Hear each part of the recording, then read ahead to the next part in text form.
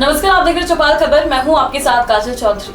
उत्तर से लेकर दक्षिण तक, पूर्व से लेकर पश्चिम तक 2024 लोकसभा चुनाव में बीजेपी राजवाड़ों के लिए पसंदीदा पार्टी बन चुकी है। इस क्रम में इस लोकसभा चुनाव में 12 ऐसे राजघरानों के वंशज हैं जिन्हें बीजेपी से लोकसभा का टिकट मिला है या फिर मिलने वाला है। लोकसभा चुनाव के लिए जारी बीजेपी की दूसरी सूची में कर्नाटक के मैसूर के राजा से लेकर त्रिपुरा राजघराने की महारानी तक का नाम इस बात का सबूत है कि कैसे रॉयल परिवारों के वारिस बीजेपी के टिकट के लिए कतार लगाए खड़े हैं। मैसूर लोकसभा सीट के लिए बीजेपी उम्मीदवार की घोषणा ने सबको चौंका दिया है। पार्टी ने मैसूर से अपने सिटिंग सांसद प्रताप सिन्हा का टिकट काटकर मैसूर शाही परिवार के वंशज युद्धवीर कृष्णदत्त चामराजा वारियर को मैदान में उतारा है।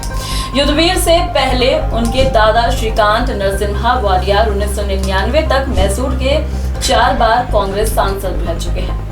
2004 के लोकसभा चुनाव में हार का सामना करने के बाद उन्होंने राजनीति ही छोड़ दी थी। बीजेपी ने त्रिपुरा पूर्व लोकसभा सीट से अपने सिटिंग सांसद रेवती त्रिपुरा का टिकट काटकर कीर्ति सिंह देव वर्मा को मैदान में उतारा। कीर्ति सिंह देव वर्मा त्रिपुरा के पूर्व माणिक्य शाही परिवार की राजकुमारी है। इस क्रम में तीसरा नाम मालविका केशवी देव का है।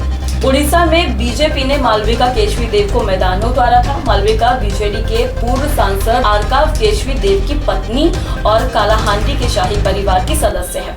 ये जोड़ी 2023 में बीजेपी में शामिल हुई थी। राजघरानों के चौथे उम्मीदवार के तौर पर राजसमंद लोकसभा क्षेत्र से बीजेपी ने महिमा कुमारी विश्वराज सिंह मेवाड़ को मैदान में उतारा। महिमा कुमार मेवाड़ के शाही परिवार के सदस्य विश्वराज सिंह की पत्नी है। विश्वराज सिंह इस बार राजस्थान विधानसभा चुनाव से ठीक पहले बीजेपी में शामिल हुए और नाथद्वारा विधानसभा सीट से चुनाव लड़कर विधायक बने। अब पार्टी ने उनकी पत्नी को राजपूत बहुल राजसमंद सीट से टिकट दिया है।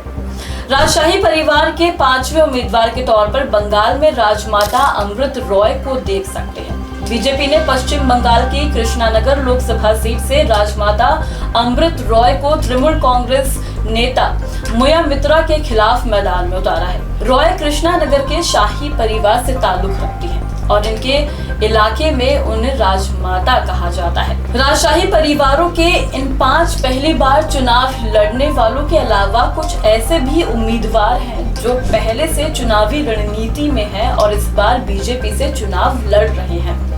इसमें सतारा, पटियाला, ग्वालियर, बोलांगीर और झालवाड़ राजघराने के वंशज शामिल हैं। सतारा से छत्रपति शिवाजी के वंशज और मौजूदा बीजेपी राज्यसभा सांसद उदयनराजे भोसले इस बार बीजेपी से टिकट पर महाराष्ट्र की सतारा लोकसभा सीट से चुनाव लड़ने के लिए पूरी तरह से तैयार है। वहीं पटियाला से पूर्व कांग्रेस सांसद परनीत कौर भाजपा में शामिल हो चुकी है। परनीत कौर पटियाला शाही परिवार और राजा कैप्टन अमरिंदर सिंह की पत्नी है।